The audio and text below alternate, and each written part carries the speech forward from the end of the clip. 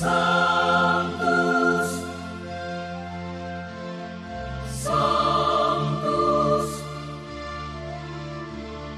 Sanctus Dominus Deus Sabaoth.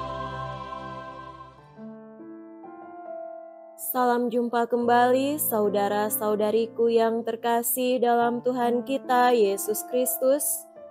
Salam sejahtera untuk kita semua. Berkat Allah yang Maha Kuasa senantiasa menyertai kita. Marilah kita mendengarkan dan merenungkan bacaan-bacaan kitab suci hari Selasa tanggal 4 Juni tahun 2024. Dalam nama Bapa dan Putra dan Roh Kudus. Amin.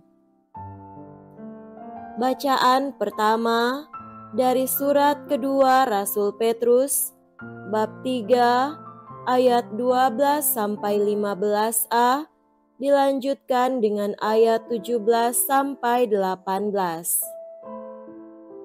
Saudara-saudara terkasih, kalian menantikan dan berusaha mempercepat kedatangan hari Allah.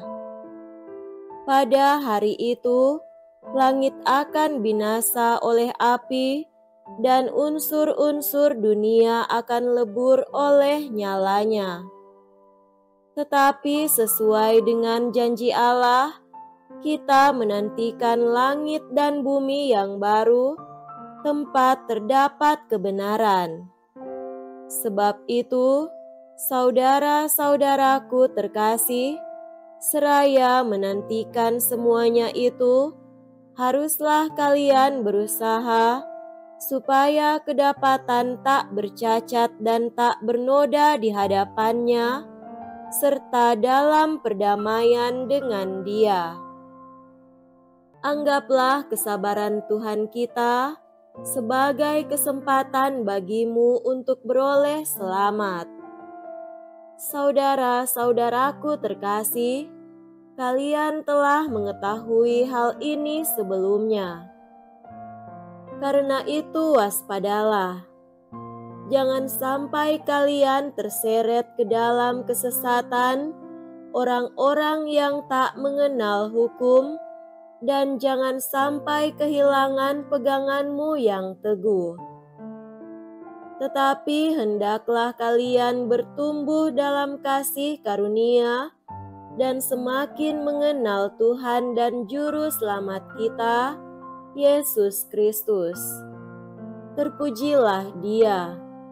Baginya kemuliaan sekarang dan selama-lamanya. Demikianlah sabda Tuhan. Syukur kepada Allah. Semoga Tuhan beserta kita sekarang dan selama-lamanya. Inilah Injil suci menurut Markus. Dimuliakanlah Tuhan. Injil Markus bab 12 ayat 13 sampai 17. Pada waktu itu, beberapa orang Farisi dan Herodian disuruh menghadap Yesus untuk menjerat Dia dengan suatu pertanyaan. Orang-orang itu datang dan berkata kepadanya, "Guru, kami tahu Engkau adalah seorang yang jujur. Engkau tidak takut kepada siapapun, sebab Engkau tidak mencari muka, tetapi dengan jujur mengajarkan jalan Allah. Nah, bolehkah kita membayar pajak kepada Kaisar atau tidak?"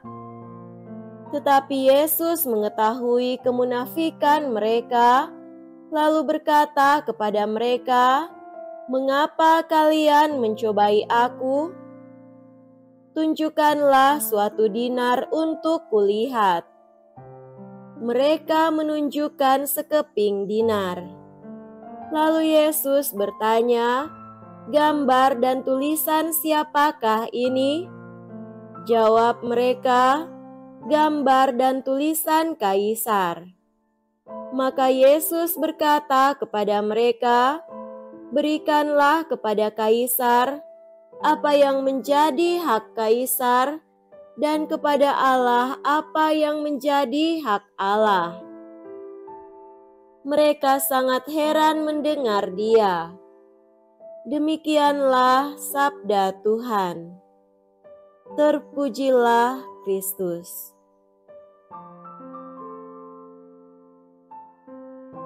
Saudara-saudariku yang terkasih dalam Tuhan kita Yesus Kristus, tema renungan kita pada hari ini adalah di mana ada keseimbangan, di situ ada kebenaran. Teori keseimbangan sepertinya berlaku bagi seluruh makhluk di dunia ini. Bahkan kita berani mengatakan bahwa teori ini sangat relevan dengan berbagai bentuk kehidupan. Bicara soal hidup selalu mengarah pada teori ini. Hidup yang normal dan benar terjadi jika ada keseimbangan. Contoh, orang akan sehat jika hidupnya seimbang. Neraca itu baik dan benar jika ia bisa memberi ukuran seimbang. Sebuah perusahaan dikatakan sehat dan benar jika pemasukan dan pengeluaran seimbang, apalagi jika mendapat surplus. Pertanyaan sederhana: apakah kita saat ini merasakan adanya keseimbangan dalam tubuh kita? Jika ada gangguan kesehatan terjadi pada diri kita, itu tandanya bahwa kita tidak seimbang saat ini. Karena ketidakseimbangan itu, maka kita menjadi kurang sehat, kemudian aktivitas terganggu, dan kita bisa saja melakukan kesalahan jika memaksakan diri untuk bekerja.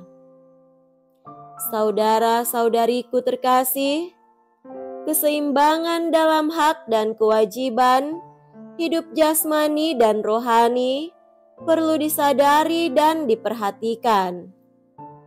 Melalui bacaan Injil hari ini, Yesus mengulas dengan cermat dan tegas bagaimana meluruskan hidup kaum Farisi yang tahu kebenaran namun susah mengaplikasikan, berlagak benar namun itu hanya sebatas kamuflase saja.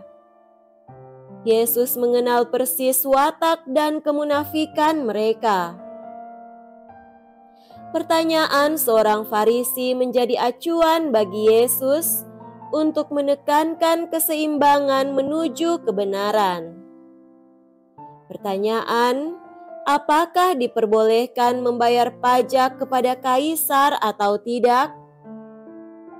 Yesus tidak mau terpancing, namun tetap menguasai diri dalam keseimbangan, meskipun pujian dan sanjungan yang diutarakan kepadanya sebagai guru yang jujur dan berani.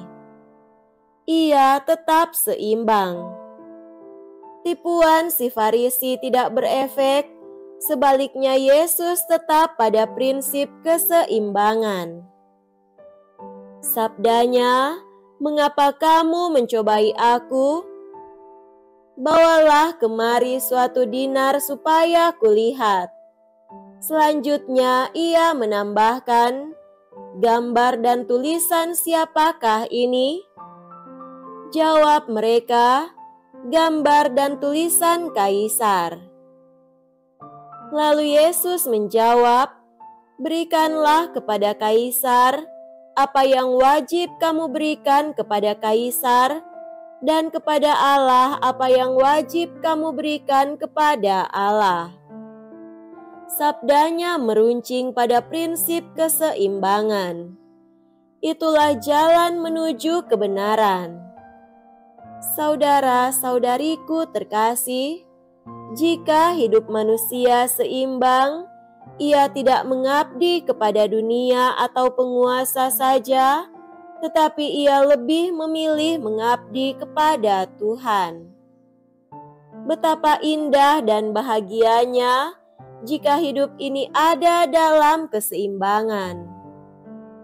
Dewasa ini, sering kita menjumpai orang sakit-sakitan, stres, hidup melarat, kekeringan rohani, gelisah, loyo, syarat masalah.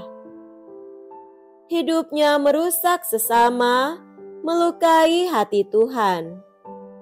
Panggilan untuk hidup benar adalah panggilan Kristiani. Petrus mengingatkan dalam bacaan pertama hari ini, agar dalam masa penantian hari Tuhan, diharapkan bagi setiap kita untuk hidup tak bercacat dan tak bernoda di hadapannya. Agar hidup kita mencapai kebenaran itu, maka jembatan yang perlu kita lalui menurut Yesus harus hidup dalam keseimbangan. Kita semua berpacu untuk mencapai garis itu. Tuhan selalu menolong dan menyertai kita. Semoga demikian. Amin. Dalam nama Bapa dan Putra dan Roh Kudus. Amin.